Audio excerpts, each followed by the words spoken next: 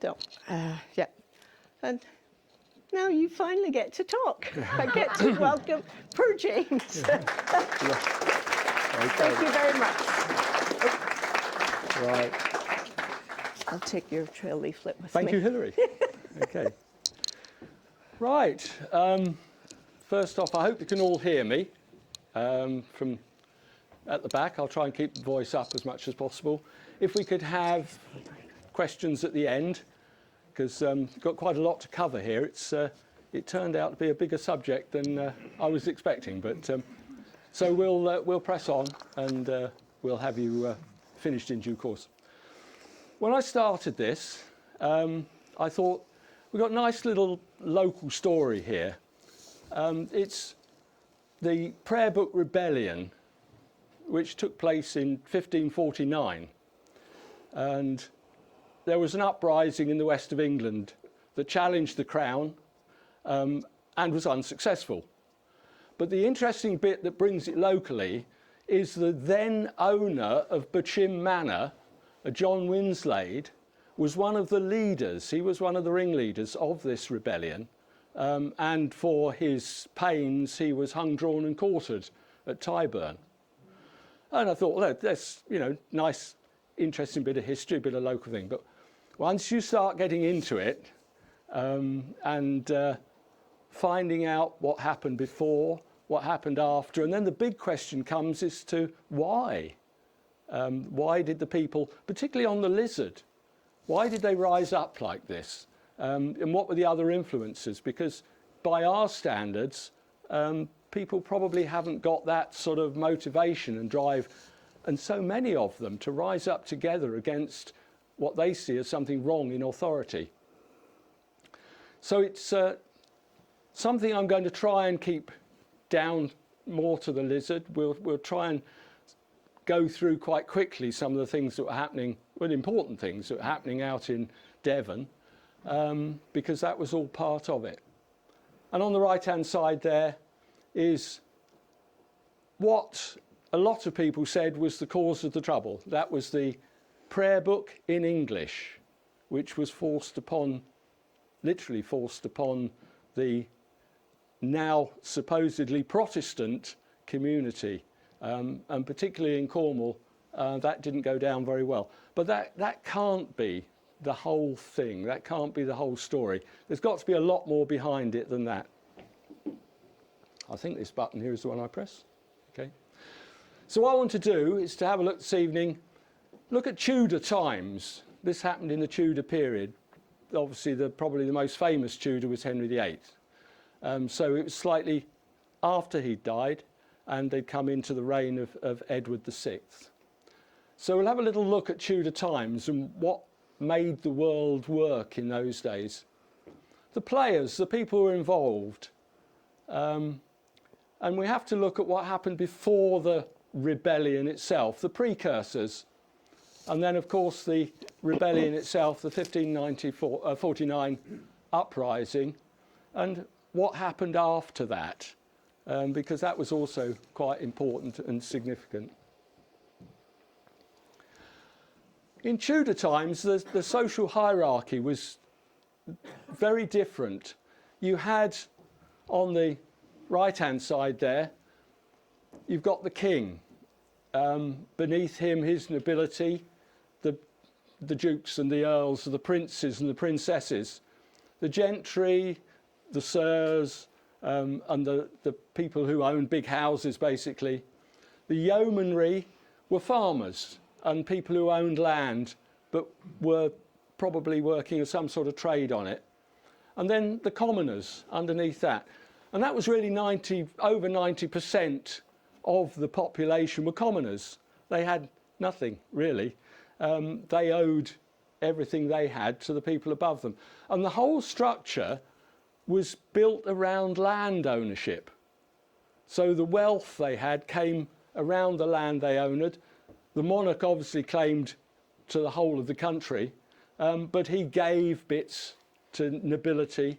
So you had down here, for instance, the Duchy of Cornwall. So you gave, the monarch gave his heir the leading prince, the title of Duke of Cornwall, and he could take tithes and rents and various taxes from that area. So that's where his wealth came. The gentry would be the people who owned the houses and the big estates around. So you could say that probably John Winslade, I think we can class him as gentry. The yeomanry be the farming community, basically. And the commoners are everyone else. And the common bit is they didn't own any land. If they had sheep or cattle or anything on land, it was common land. It wasn't owned by anybody. That was the origins of their name. Or they had to pay their dues to rent land, and they would all be renting their houses. They didn't own their houses, they'd be having to rent them. And that was probably 90% of the population. So there was quite a big divide there. On the other side, you've got the religious side of life for them, and that was very strong as well. And at the beginning of Henry VIII's reign, that's Henry VIII up on the right-hand side there, was the Pope. And that's Pope Clement VII. He had his leadership, if you like. Above him was God, and beneath him would be his cardinals. The dots there, there'd be monastic orders, there'd be nunneries, there'd be other sort of high-ranking church people. Then you had the priests, who effectively they ran the communities, they ran the church to the people. And the laity, and that was everyone who wasn't above there. But the laity included the monarch, the nobility, the gentry. They were all a flat level beneath there. They were all equally answerable to God. And that was their belief then. Obviously, Henry VIII, he comes along. He has a little bit of problem with Catherine of Aragon and needs to annul his marriage. Now again, he was a king almost by accident. He was the second son, so he was originally, a lot of his education was in religion. He was being sort of made out or trained up to be high up in the church. And it was only when his elder brother died that he was then in line and became the monarch. So he had a very strong religious base to his life. And he was very Catholic as well, which would surprise people. So he was answerable to the Pope, and the Pope didn't want to annul his marriage. He had to go a couple of times with his requests, and they were denied. And such was his beliefs and their beliefs that marriage had been made to God or in front of God, and you would have to go through the church. And what they were looking for was to annul it, to say it never really happened. Not that they wanted to break it, not that they wanted to divorce. So that's his falling out with this hierarchy. And then he wants to move himself over and become head of the church and forms a new church, the Church of England, and he is the supreme leader of that church, and cuts out the Pope.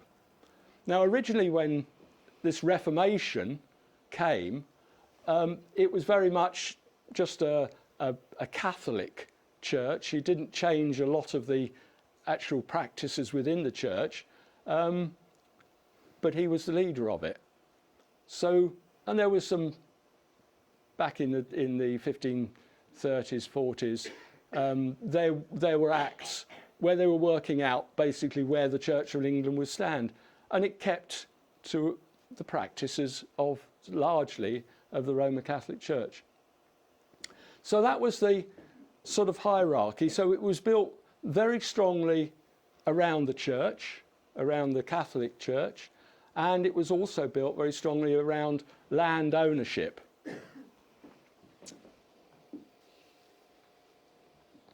Now, we talked a little bit about the players there, and we've got on the top there, obviously, King Henry VIII, and he was the one who broke away from Rome with the Reformation, and he was a long-standing king, but he made a lot of changes while he was there.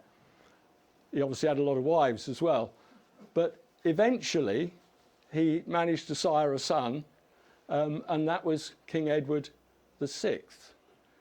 Now, when King Henry died in 1547, King Edward was only 9. So he was a boy king. And they put a council, a protectorate council, to govern the country and lead it forward with this young king. So it was done in the king's name, but actually it was these 16, council of 16, that were actually running it. And head of those was this Edward Seymour, who entitled himself the Duke of Somerset from this. And he was the one that was driving forward the changes, but he was a strong Protestant. Now, the one thing Henry VIII had done at various times, he'd actually decried the Protestants, the Lutherans, and the people who were bringing this new faith forward. He wanted to keep it very much in the Roman traditions. But Seymour, Duke of Somerset, he was very much a Protestant man. He wanted to change the religious practice towards Protestantism. And that was some quite, to them, very important things. Transubstantiation, that whether in the Mass, whether the bread and the wine actually turned to the flesh and the blood of Christ in the ceremony. That was a big arguing point for them. The Protestants held that it didn't. The Catholics held that it did. So that was one of the things they wanted to take out. They didn't believe in purgatory. They wanted to cut that out. And there was other things which were perhaps seen as slight corruptions in the church. The practice of sort of buying yourself a better place in heaven by giving money to the church and things like that. So there was a lot of fairly big changes to people, and this religion was very important to them in those days. And under Seymour was a man, Lord John Russell, who's High Steward.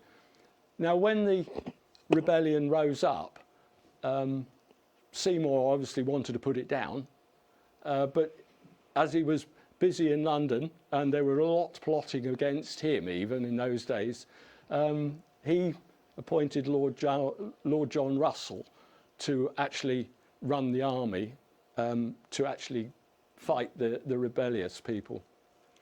And another person we come across is William Body. Now we're starting to bring this a bit closer to home now. He was Crown Commissioner and Deputy Archdeacon of Cornwall. So he was, the commission came from the Crown. He was given a job to do by the Crown. And that job was to go round and transform the churches, to take away the idolatry, which the Protestants didn't believe in, the various, some of the trappings, the paintings, the statues, and probably some of the silver plate, if he could get away with it. And probably the most important one to look at is the people of Cornwall. And I put the word people there, especially because there's one thing when I was doing this research, you start off you're thinking about the nation of Cornwall, the boundary, the county, what's within it. And I read a piece, my chap called Davis, who's sort of head of Royal Historical Society or something, but what came home very strongly out of that was that Cornwall was a people, and he defined people as a group who share the same religion, the same practices, the same language, the same social customs, the same celebration dates and things like that. And you suddenly realise that this was probably what was binding the people together more than calling them Cornish or drawing a line around Cornwall, because there was quite a lot of difference from east to west in Cornwall, even in those days. The king would like to have called them English, because he'd drawn his line around England, and there was a line around Cornwall, and that was the Duchy of Cornwall. So I think it's quite important in seeing this is the people themselves, and trying to understand them. Now, the precursors to this, the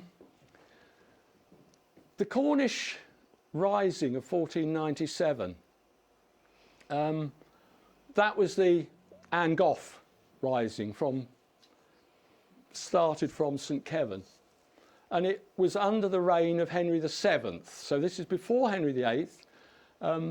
This is 50 years before the rebellion that we're going to talk about, and it was based a lot on the suspense of stannary privileges. Because of the production of tin in Cornwall was important, there was allowed a stannary parliament for tinners, special rules for tinners, special taxes for tinners as well were part of it. And Henry had decided on a bit of reorganisation, and he had suspended the stannary parliament. That's given as the reason, but there were also other taxation issues. People were being taxed heavily. And the uprising came, Michael Angoff and Thomas Flamanck from St Kevin got together a substantial number of people who rose up, and by the time they got to Blackheath, just south of London, there was 15,000 people in that rebellion, in that uprising. And unfortunately, they weren't successful. They met with 25,000 of the king's men, and were badly beaten for it. That unfortunately ended up in the execution of Angoff and Flamanck, and supposedly had put the lid on that uprising. Interestingly, Henry VII, who was nowhere near as harsh as Henry VIII, he actually restored some of these privileges after this uprising. He didn't just sort of say, right, I put them down, I'll leave them down. He did actually restore some of the stannary privileges from it. So in some respect, it was successful. But obviously, there was quite a high death toll on it. There was quite a lot of those rebels were killed. They weren't all from Cornwall. There were probably about 3,000 from Cornwall, but such was the Tudor period that there was a lot of unrest in the whole country, so that as they moved up the country, they were gathering other malcontents and other people who would rise to their cause. Another important precursor is Glasney College, and that was in Penryn, and it was probably the largest of the, if you like, the church ecclesiastical place. It wasn't actually a monastery, but it was a centre of education and theology and the arts, and the ordinalia were passion plays in Cornish that were written by the college. So they were the largest body in medieval Cornwall at that time. But of course, one of the things that Henry did on the back of the Reformation was he needed lots of money. He said, now I'm the head of the church. The church has got lots of money, so I'll have it. And that was the dissolution of the monasteries, where he took apart all the wealth from the monastery. But a lot of that wealth was land wealth. Again, we're saying that, you know, the structure of the gentry is based around property ownership. And the monasteries and these ecclesiastical institutions owned a lot of land. So by the dissolution, he had all that land, and he sold it off to his nobility or gave it away. But basically, that raised rents for him. It raised money, and he could go off and put that towards fighting the Scottish wars, or he just about finished with the French wars and lost those. So he needed money, and that was a place to take it from. That did a lot of harm to the local area. The word in Cornish Manig, which comes up a lot around here, and basically the Manig lands are south of Helford, going right down St Kevin. the definition of that is monkish lands. It's monastery lands. It's owned by the church. Now, whether that was actually owned by Glasney College, I haven't found out. But one can assume it was church lands. That was taken away. The rents would have been raised by whoever bought that, and there would probably have been restrictions put on the people, the commoners, who had to rely on that to live on. So there's another area that they're being pressurised. They've lost or they're losing common land. There was also an Enclosure Act in those days, which the gentry were encouraged to put fences around their land, enclose their land. But of course what they did was they went and enclosed a lot of the common land as well, because they were bigger and tougher than the poor commoners. So that was another pressure. So you start looking at these pressures that are forming up on the people, and particularly, just looking in the Lizard area, this is, there. Bochym Manor, there's a little picture of it over there in its more present state. By 1549, it was owned by John Winslade. Now, John Winslade was one of the major landowners in Cornwall. He had the family came from Devon, but he owned lands around Pellint, which is near Looe, and Penryn, possibly Constantine, but he owned a lot of land around, and he owned some manors as well. But one of the manors that he owned was Bochym.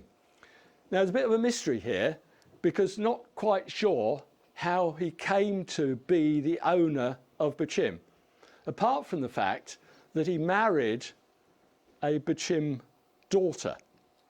So he was married to either Anne or Agnes Bochym. History is not too clear on that. This is the trouble. When you move away from the side that won and wrote the history, it starts to get quite vague in places. So Winslade is down as the owner.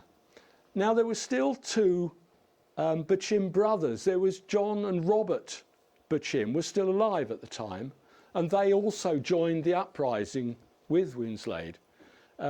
Now, quite how he came to have title through his marriage to the daughter, to their sister, is difficult. One theory, somebody said, is that perhaps they were short of money. He lent the money and took the mortgage of the property. So it may have been the mortgage he owned, but that we don't quite know. But anyway, he obviously got the two Bochym brothers and himself. They were all part of the people who rose up. And another precursor, which is quite important, is what was called the Cornish Commotion, which is rather underplaying it, really. But William Body, the Archdeacon, was sent down, his commission was to go around. Now, there's also slightly confusion in the story here, because originally it said that he was sent down to provide an inventory of what there was in the churches that should be removed. But actually he came down and he was removing the statues and the wall paintings and some of the silverware, obviously taking down rood streams and things like that. And that was another trigger. That did upset the people, because again, their faith was very, very important to them, because their beliefs were strong that if you didn't live a good life in this world, then you weren't going to heaven. Or your route to heaven through purgatory was going to be unpleasant, because you were going to be made to suffer for your sins on the mortal side. So this was very important to them, the church and the way they actually worshipped. William Body came along and set about the removal of this iconography from Helston Church. There was something like 1,000 people rose up from around this area, from the Lizard, from Helston, and confronted him. It turned into a bit of a skirmish. He was dragged out of the church and ended up, they stabbed him to death. So he was murdered, which of course didn't go down well with the authorities. And there were some hangings on the rebel side for that. But what it shows is that this is 1548. This is a year before the 1549. There was this big undercurrent of feeling, and by this time you're almost 50 years after the Cornish Rising, which didn't go very well, but they were still ready to challenge this again, the problems that were there. So there was a big undercurrent of dissatisfaction. In the 1549 uprising, the characters we'll look at are basically, we'll keep it local because we've got Humphrey Arundel and John Winslade. Well, obviously John Winslade is our local man, and then we have the Bochyms there as well.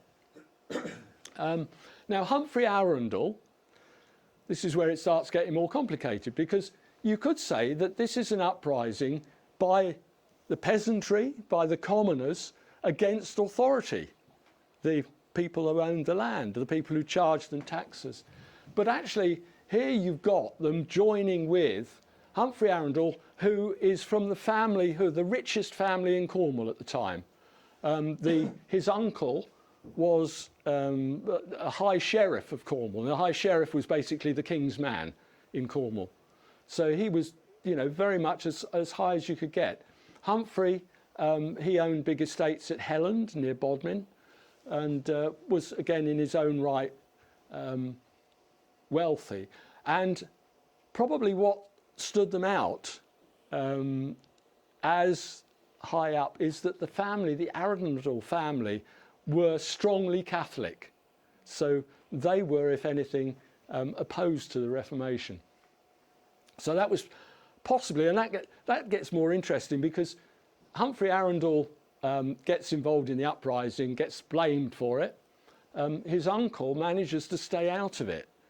And despite their continued Catholic faith, he carries on and manages to play the political game. Now, there's sort of speculation that he was quietly understanding about what Humphrey was doing and agreed with him, and was just standing aside and letting him get on with it. But they were actually working together on it. That can't be proved. And then you have the demands. So as part of the uprising, there were a number of demands. And if I can find the actual piece of paper on that, I think it's on this one. Because they wanted to wind back basically to Henry VIII's time. And it was interesting that the demands they were making, it didn't include, you might expect them to say, we want rule for Cornwall, we want local government for Cornwall. They didn't ask for that. They were asking for the king to wind back to the original 6 articles of the Reformation, to take it back to where originally it was with Henry VIII. So they were royalist in their actual demands. So, it was these sort of tangled things, the fact that it wasn't against the ruling classes. It wasn't solely against them. And it wasn't against the king or the crown. They were very strong royalists, and we'll see later that the Cornish remained that way.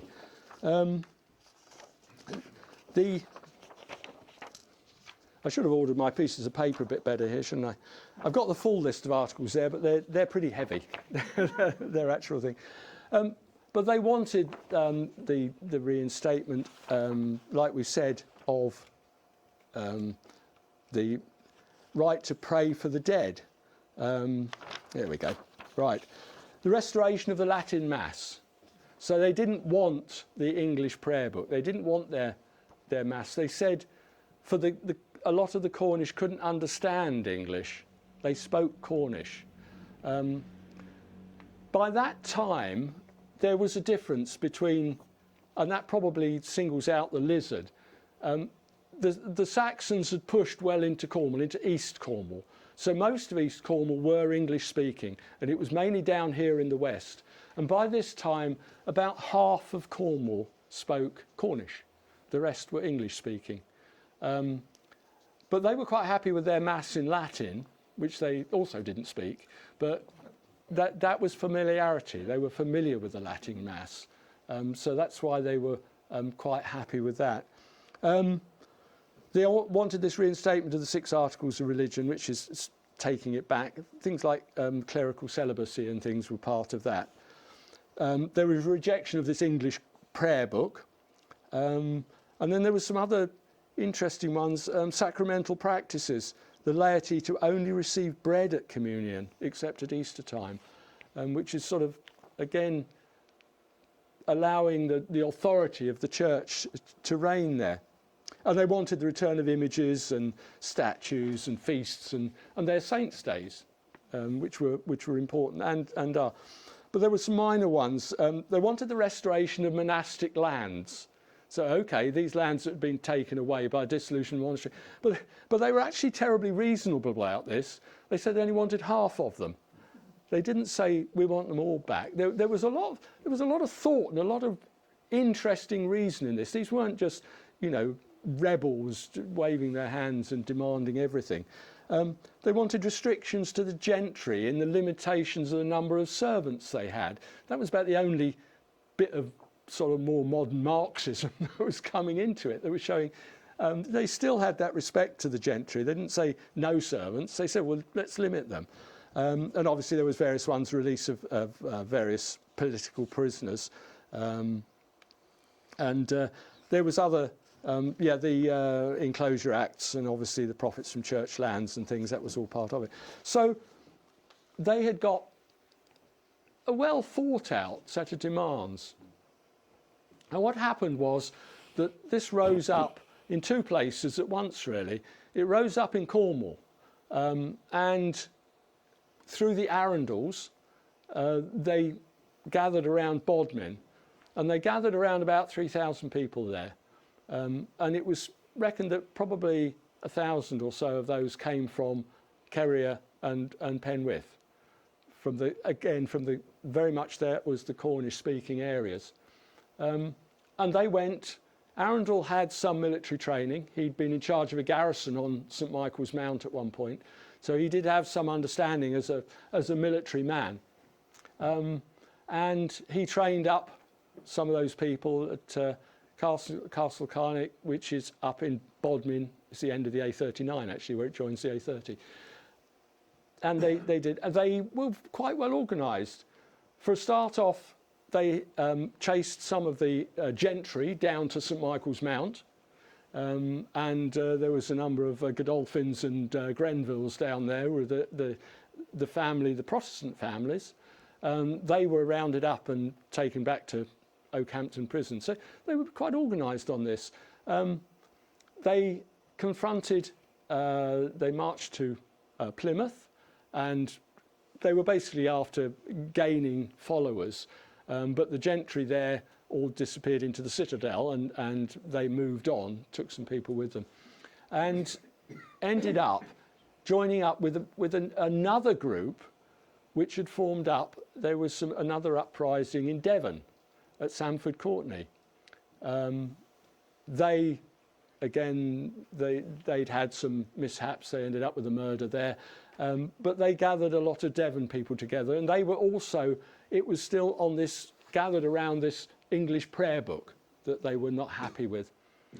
They then marched up to the Crediton, where actually the Crown sent some people, the Cardews, to actually negotiate with them, to understand their demands. And it ended up as a bit of a confrontation. They burnt some houses down and shot a few people with arrows. And that didn't end well. And they marched from there, from Crediton. Now, they've got a reasonable force of numbers by now, probably 7,000 odd people, and headed off to Exeter. And they held Exeter, a siege at Exeter. They were trying to get more support from the Catholic peoples of Exeter to come out and support them. The siege, and it was probably a bit of a mistake, because they hung around there for about 3 weeks trying to variously burn the walls down, but they didn't have any big artillery or anything behind them. They didn't have any big guns to break the walls down. So that wasn't a complete success. But while they're at Exeter, Russell is gathering his forces, the Crown forces, up at Honiton. And they eventually, he gets a force together, they go out, move out from Honiton, and they meet the rebels at a place called Fenny Bridges, which is not far out of Honiton. And there was that was the first of the battle skirmishes. And it's argued that actually if the rebels had got there earlier, hadn't spent so much time at Exeter, they could possibly have won that battle and marched on up to London, as was their plan. But they didn't. Russell managed to hold them off with superior forces, and then was a major confrontation back towards Exeter at Cliff St Mary, which again didn't go well for the rebels. And unfortunately, at Clyst Heath, by this time they brought in more people from the government and got bigger force. And there was actually a massacre there, and that was a real stain, really, on the royalist side. They killed around 900 prisoners and in cold blood, and that was a very sad stain, really. The rebels still held together, and they went back to Stamford Courtenay, and that was really the final battle. They fought again at Stamford Courtenay, and the royalist forces won, and that was it. The defeat was there, so that was the putting down of the rebellion.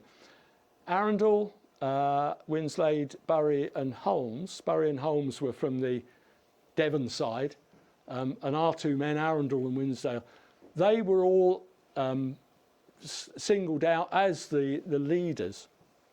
It's interesting to note at this time the Bochym brothers disappear from history. There's no trace of them, so one can only assume that they were killed in the battles, but there's no record of them after this time. So they were taken up to London. They were interrogated, which I think is just a sort of Tudor word for tortured.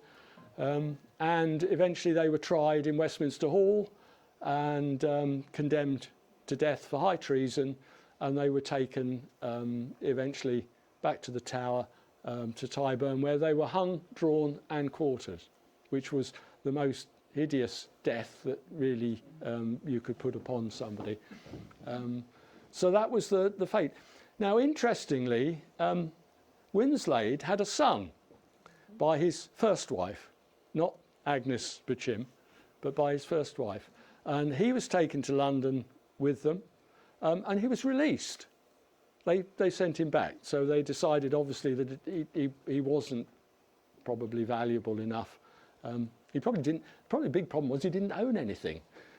There was nothing much to take away from him. So that was the uprising. That was the putting down of the uprising. But it didn't end there. Unfortunately, there was retribution, and there was a St Anthony Kingston, who was a provost marshal. So again, he's a crown man, and he was basically sent to wreak retribution on Devon and Cornwall for this uprising, to put it down in no uncertain terms. So not only have they executed the leaders, but they want to make a very public spectacle of anybody who supported it. Now, there's one Nicholas Bower there, or Boyer. He was the mayor of Bodmin. And this guy, Kingston, he was not a nice man. His retribution was meted out with no mercy at all. And he turned up to Bodmin, and obviously the mayor is the leader of the community. He met the mayor. He demanded of the mayor that he be fed and entertained, which the mayor did. And at the same time, he said, I want you to build me a scaffold out in the square. And he was entertained by the mayor, wined and dined. And after that, the mayor said to him, who's the scaffold for? And Kington said, you. And they took him out and hung him. And that was the sort of meanness of the retribution. And that was, he was the mayor. There was the portreif of St Ives, like the harbour master of St Ives. They did the same to him. They went down and took him out as a leader of the community and hung him. There was probably around Devon and Cornwall up to 12 priests who were hung for not moving into the Protestant world. And 2 of those were from down here. Bit of historical blurredness of the name here. Robert, it could be Raw, Rowe or Raff, something like that. But he was a priest of St Kevin. Now St Kevin had already lost one priest on the 47 uprising who'd been hung. So he was hung, and also John Woolcock, who was the priest of Monachan. He was also hung. So you can see that they went out, and other people who were involved. I mean, basically they had a right to take everything off you, including your life. If you were lucky, they left you with your life and took everything else. But it was just robbery, really, that they went round and punishing people and making an example. Some sources say that 20% of the Cornish population were killed as an outcome of this rebellion. Now that's a very difficult one to sort of argue because obviously the population figures. There weren't that many people living around here at the time. Population, Cornwall total was around about 60-odd thousand people for the whole of Cornwall. Possibly 20% of those died. But also, the population was still only recovering from the plague. Every now and then, the plague was still popping up, and you see historical records saying, 150 people died in Camborne with an outbreak of that. So there was still, and that obviously contributed to the suffering that these people were going through. Around here, there was probably about 3,000 to 4,000 people on the Lizard Peninsula. Okay, St Kevin, 800 to 1,000. Mullion and Curie were between 300 and 500 each. Fewer than 200 down at Landowner, and Northern Meneag, which would Morgan and St Martin, 1,500 to 2,500. Interestingly, of those people, there were quite a lot of Bretons living over here. Now, the Bretons had traditionally traded a lot with Cornwall. The Cornish had actually, quite a lot of them had gone to Brittany before this, 100 years before that. But they were over for work and earning money. And there were better opportunities. I mean, you can see Brittany must have been pretty poor at that time when they could come over and see opportunities in Cornwall, working in the fishing industry, mining and farming and agriculture. So, this is a hard time. And to see these people rising up against that, it wasn't just the prayer book, it probably wasn't just the Enclosure Act, it was a lot of this together. And this interesting factor that it wasn't just the peasants revolting against the leadership or their governors, because it was the whole of society up through. So it comes back to this thing about it being a people arising. These were people who shared a lot more. And there's some quotes I'll come to at the end there, which they fought very hard. They didn't fight like a conscript army by any means. They fought for a cause. One of the interesting things is this loyalties and how they stayed loyal to the crown. And there was something I came up against. I'd never heard of this before, the gear rout. Now, at Gear Farm, where you've all enjoyed your pasties over there, there's a hill fort there.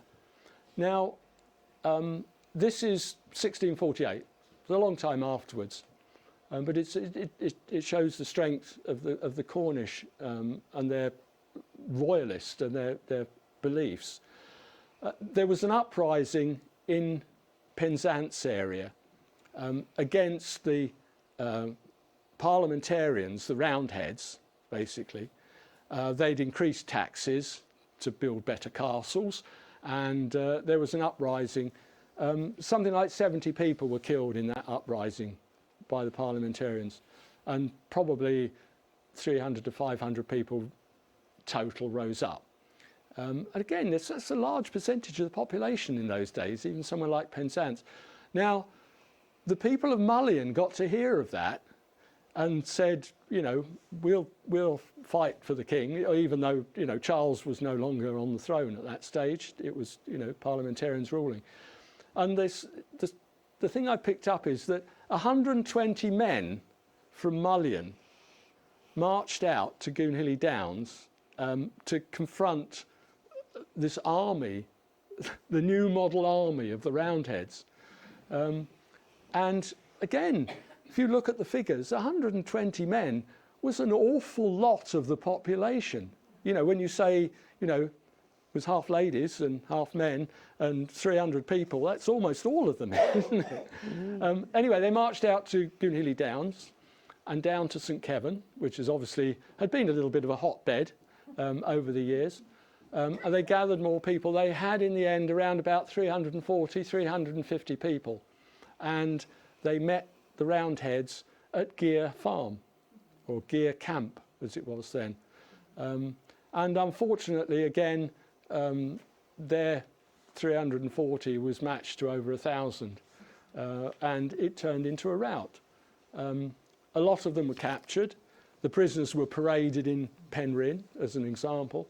But the story goes, the mythology goes, that some of those people were so strong in their beliefs and not wanting to get captured that they ran and threw themselves into the sea. Whether that's true or not, or you know, who knows? But it does show on this underlying strong royalist belief that held so right the way through. You know, the period of the parliamentarians coming to power, the Cornish are still royalist. And unfortunately, the overall outcomes is that there was a lot of people lost from the Cornish population. And of course, a lot of those people would have been the Cornish-speaking population as well, probably more so. And it was all part of the continuous decline of the Cornish language. And the place becoming quelled, if you like, by the authorities. Don't know what we can say really, because I mean I've concentrated on is telling you the who, what, where, and when. The big question why is still really outstanding, and where this strength came, where this feeling came. Try to give you an idea of their religious beliefs. I mean, there was a bizarre thing that some people would say that hanging, drawing, and quartering was actually doing people a favour. Okay, and the logic was, which might seem very twisted to us, but it held true in their days, was that you gave the person the opportunity to repent before the king and before God and confess to their sins on earth, their earthly sins, and then they were put through horrendous suffering. Now the belief was that when you went to purgatory you had to repent for your sins and go through suffering, be made to suffer for those sins and your sins on earth. So actually the logic was that if you did it before they went to purgatory, they got a better ride in purgatory. So you were actually doing them a favour. It's a difficult one to take on in a modern understanding. But that was the sort of their strength of belief. I'm sure not all of them believed that, but that's a logic, an argument that is put forward. So we come to the conclusions, and I offer those to you, because, as we said, the who, what, why, where, and the final bit of any story is the when and the why. The why. That is the difficult one. It's difficult for us as people. We're people of science as well. They didn't have science. They didn't have good medicine. They had their beliefs, and that was very strong with them. And it obviously bonded people together in a very strong way, that they were prepared to rise up. And there's, if I can find it again, an interesting quote from the other side, because the main story of this comes from a chap called John Hooker, who was actually within Exeter during the siege. So he had a first-hand knowledge of what was going on. And he said, trying to find his bit of paper. That's that one. Articles. Oh, I seem to have. I'll find it somewhere. But he had first-hand knowledge. But of course, he was a Protestant. He was on the winning side. He wrote the story, and it's quite difficult to get the other side of the story. Lord Grey. Now, he was the guy who massacred 900 people. And he was known for his extreme brutality in war. He'd fought a lot of wars. But he actually said of the rebels, such was their valour and stoutness that he never, in all the wars he had been in, did know the like. So this wasn't your conscript army that was off round the corner at the first opportunity. These people were fighting for something they believed very strongly. And this John Hooker, who wrote the account, and this was his referring to the Fenny Bridges one, which is the one which people say in hindsight they might have won if they had had slightly better tactics. And he said the Cornishmen, now these are Cornish and Devon people as well, so he's picked out the Cornishmen. He said the Cornishmen were very lusty and fresh and fully bent to fight out the matter. So that's quite, it's quite a compliment in a way from the other side, that was, the way they saw it. So I leave the conclusions to you. There are lots of different ways you can look at it. The outcomes could have been different. It could have been very different. But the thing that fascinates me is the strength of those people and their beliefs and the reason they rose up. And it wasn't just once. It wasn't just a flash in the pan. It was over a long period on a number of things. Okay. Thank you very much.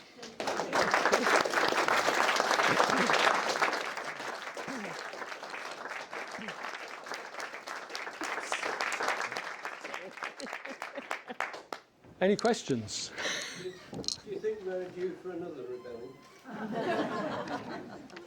Well, you look at high taxation. I don't know. Who knows? Who knows? We're right behind you, Martin. Yeah. A long way behind. I think you'd have to go a long way to find that spirit and determination, quite frankly, nowadays. Yeah. Could you turn out 120 men from modern Mullion? Even given its sort of 2,000 population now. Okay. Anyone else? Anything else?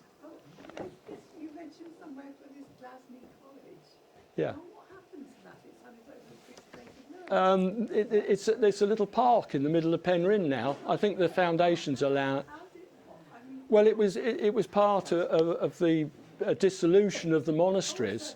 So it was not a monastic order, but it was a religious theological order. So that, and again, they owned a lot of the lands around. So the king wanted those. That was wealth. Property was wealth. So, yeah, unfortunately, Glasney. But if there is, Well, there's the Ordinalia, which still exists, I believe, as the Passion plays that they wrote. And they were written quite late on, and they were written in Cornish, so there was probably an attempt there to keep the Cornish language alive for longer, because even then things were starting to slip and slide. But I mean, Cornwall was sort of run by outsiders, if you like, or taken by. I mean, you've got William the Conqueror who just turned up and said, "That's mine now," It's land possession again, and it went through. The Danes had an early interest as well, and so it went on. And of course, it was the nobility, the gentlemen orders. They were English orders coming in, and they were from the crown, from the king. Just to mention, James, that and following up from Jocelyn, there's a large memorial at Penryn in relation to Glasney College. There's a park there, isn't there? The Prayer Book Rebellion. Yeah. And every year there is a ceremony there and a parade, and quite a large mass of people recognise what went on at that time. Yes. And of course, you're talking at the time when there were clearly 4 nations in what we now call the United Kingdom. Yeah. Scotland, Wales, England, Cornwall. Well, yes. Well, they'd to some extent they'd split off Cornwall, and as it is now, sort of subsumed as part of England, wasn't it? There are a number of quotes of that time from the few records that exist, where quite clearly Cornwall was one of the 4 nations quoted. I mean, they say that the Duchy of Cornwall was formed as a little bit of a sort of, give them a feeling that they're a nation in their own right, but then you're still paying taxes to the king. It's been turned into a business. Yeah. Well, And you are not allowed to ask questions about the duchy in Parliament. yeah. In fact, you are not allowed to find out anything about what went on by the winners. Which is really nothing changed from Tudor times. Yeah, and interpretations are interesting, aren't they? So there was a book 25 years ago after the walk to London called Breaking the Chains by John Garrick. The difference with that book was not only was it researched very, very thoroughly, but it was written by a Cornishman. Now, take it how you want, but certainly his interpretation of all the facts he found out were very different from some of the interpretations made by English historians. So you always need to think, who wrote this book? Yes. Yeah. Definitely. Always a bias. Either, was he? No, not here. But James, there was a strong affinity with Glasney College and Mullion, because the provost at the time, I think Sir Robert Ludger, he was responsible for building the tower of Mullion Church in 1510. Right. Yeah. So there was that strong, And and even, our family, my ancestor was a priest in Glasney College. And when the college got sequestrated, he came out of the church and got married. yes. But a few generations later, they came to Mullion. They were business people in the culture industry, and that's why they ended up in Mullion. Yeah. One, because of their religion, because they were still practicing the old religion. And I think Penryn was royalist, wasn't it? And Falmouth was parliamentarian. So In the actual Civil War. Wasn't, good to stay there, and I think that's why they came to Mullion. Yes. Mullion Church was still, even after the Reformation, still practicing the old religion. Yes. Yeah, there was bending of the rules, wasn't there, in various ways.